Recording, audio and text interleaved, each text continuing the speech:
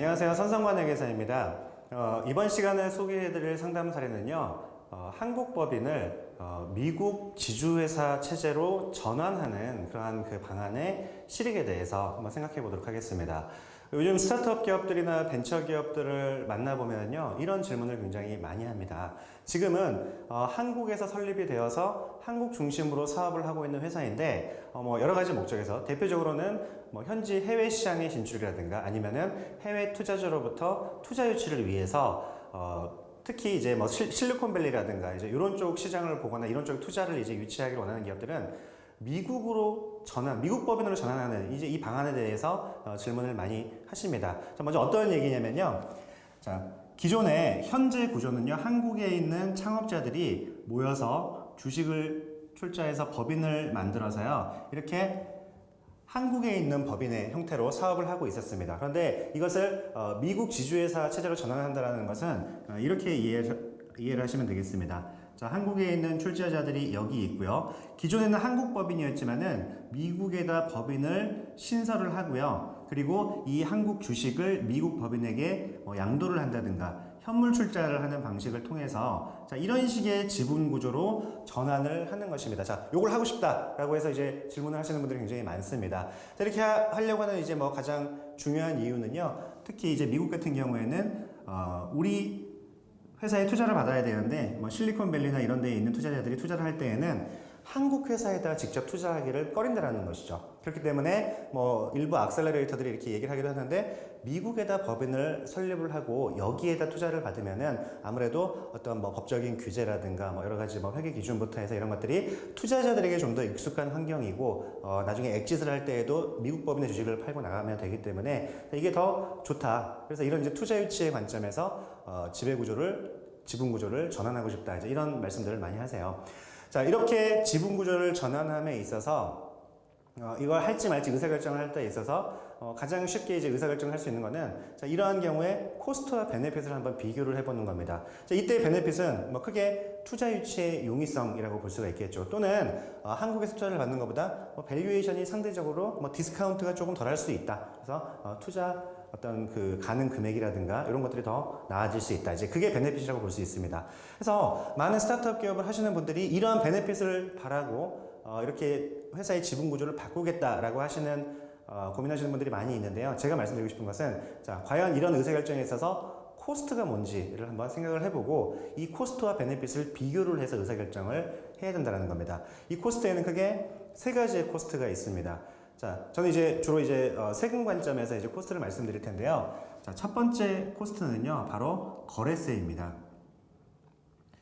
자, 이렇게 지분 구조를 전환하는 과정에서 기존의 출자자들이 가지고 있던 자기의 주식을 미국 법인에게 옮기는 절차가 필요합니다. 방법은 양도라는 방법도 있고 현물 출자라는 방법도 있을 텐데 중요한 것은 여기에서 발생하는 양도 차익에 대해서 세금을 내야 된다.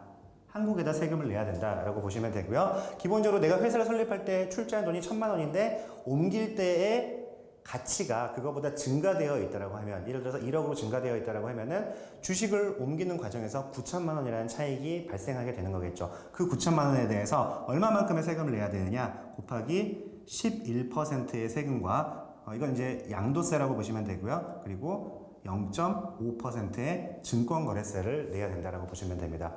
이 회사를 옮길 때 내가 굳이 양도세를 낼 필요가 있느냐? 어차피 같은 실질적인 주주들이 같은데 양도세를 꼭 내야 되느냐? 액면가액으로 넘기면 되지 않느냐라는 건데요. 중요한 것은 세금을 계산하는 데는 우리가 액면가액으로 한다고 이게 액면가액으로 인정이 되는 것이 아니고요. 세법에서 정한 방법에 따라 이 회사의 주식을 평가하게 됩니다. 그래서 이게 평가한 경우에 양도 차익이 나온다라고 했을 때는 그 양도 차익의 11%. 통상 스타트업 기업들이나 벤처 기업들은 중소기업인 경우가 많기 때문에요. 중소기업 주식을 1년 이상 보유하고 있었다. 11%의 양도세를 내시면 되고요. 자, 0.5%의 증권거래세는 양도 차익이 발생하든 발생하지 않든 총 거래 금액의 0.5%의 세금을 내면 된다라고 보시면 되겠습니다. 그래서 이런 거래세의 부담이 지배구조를 전환하는 과정에서 발생할 수 있다. 자, 두 번째는요, 이익회수 시 세금입니다. 자, 이익회수에 대한 세금인데요. 자, 이익회수를 하는 방법은 두 가지가 있죠. 첫 번째로는 배당을 받는 경우가 있고요. 자, 스타트업 기업들이 이렇게 배당을 받아가지고 주주들이 이익을 회수해가는 경우는 많지 않고요. 그 다음에는 주식 양도, 소위 뭐 M&A가 됐든 상장이 됐든 주식을 양도하는 이런 방법도 생각해 볼 수가 있는데요. 자, 지분구조 변경 전, 변경 후에 이러한 이익 회수에 대한 코스트가 어떻게 달라지는지를 한번 각각에 대해 살펴보겠습니다. 배당의 경우 한국에서 법인세를 예를 들어 22% 내고요. 이 남은 이익을 주주들이 배당해 가는데 추가적인 세부담이 없습니다. 그런데 지배구조를 바꾸고 나서 똑같이 한국에서 번 돈에 대해서 22%의 세금을 내고 나서요.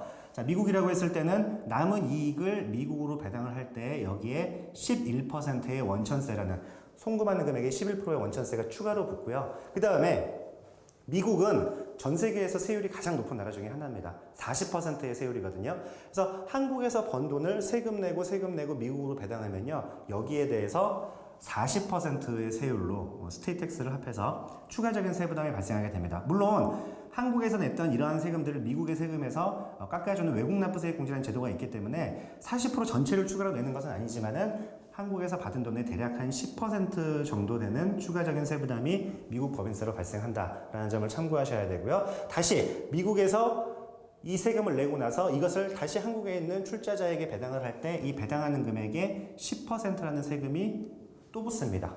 자, 돈을 벌었어요. 그냥 바로 배당을 받으면 되는데 지분구조를 이렇게 바꾸게 되면요. 돈을 벌고 나서 세금을 내고 남은 돈을 투자자들이 받게 됩니다. 배당 받은 금액이 이 경우에 비해서 훨씬 더 줄어들게 되겠죠. 자, 이런 세부담이 있다는 것도 아셔야 되고요. 그러면은 꼭 이익 회수를 배당으로 받아야 되느냐? 나는 그냥 바로 주식을 팔겠다. 여기에서 이 회사가 잘 되면은 이 주식을 팔고 나가는 것처럼 이 회사가 잘 되면은 나는 이 미국 법인의 주식을 팔고 나가면 되지 않느냐. 굳이 배당을 받지 않더라도. 자, 이런 경우를 생각해 볼 수 있는데요. 이때의 세부담이 어떻게 달라지느냐? 국내에 있는 법인, 중소기업 법인의 주식을 양도하는 경우에 그 양도 차익에 대한 세율은 11%라고 말씀드렸습니다. 그런데 해외에 있는 법인의 주식을 양도하는 경우에는 양도세율이 22%가 되는 겁니다. 그렇기 때문에 지분구조를 이렇게 바꾸고 나서 나중에 주식 매각을 통해서 이익을 회수한다고 했을 때 세부담이 기본적으로 2배가 된다라는 이 내용도 참고를 하셔야겠습니다. 자, 이러한 그 세부담의 증가는요, 지배구조 전환과 더불어서 발생하는 확실한 코스트입니다. 과연 여러분들이 이 지배구조 전환을 통해서 기대하는 베네핏이 이러한 코스트를 능가할 수 있는지에 대해서 한번 생각을 해보셔야겠죠. 자, 세 번째 코스트는요, 이것은 이제 세부담은 아니지만요, 운영비의 관점에서 한번 생각을 해보셔야 돼요. 왜냐하면 한국 법인을 운영할 때도 물론 뭐 기장도 해야 되고요, 뭐 여러 가지 법인세 신고도 해야 되고 여러 가지 수수료가 드는데요. 기본적으로 미국에 갔을 때는 이런 수수료가 몇 배는 더 든다라고 보시면 됩니다. 운영비, 페이퍼 컴퍼니 형태로 주식만 가지고 있는 홀딩 컴퍼니인데 운영비가 얼마나 들까? 생각보다 많은 운영비가 들 수 있다는 거예요. 그래서 이러한 운영비, 뭐 금액이 얼마다라고 말씀드릴 수는 없겠지만 한국에 비해서 최소한 몇 배의 운영비가 들기 때문에 자, 이러한 것들도 우리가 실질적인 투자 유치할 때까지 몇 년이 걸린다라고 했을 때에는 무시할 수 없는 코스트가 되는 겁니다. 자, 현재의 구조를 미국 법인 지주회사 체제로 전환하려고 했을 때 코스트와 베네핏 관점에서 비교를 해야 된다고 했습니다. 코스트는 크게 세 가지. 전환 단계에서 발생하는 거래세, 그리고 향후 이익 회수와 관련된 이러한 세부담들, 그리고 운영비. 이러한 세 가지는 확실한 코스트라고 볼 수가 있겠죠. 반면에 우리가 미국 법인으로 전환해서 나중에 투자 유치를 하고 나스닥에 상장하고 이것은 막연한 베네핏입니다.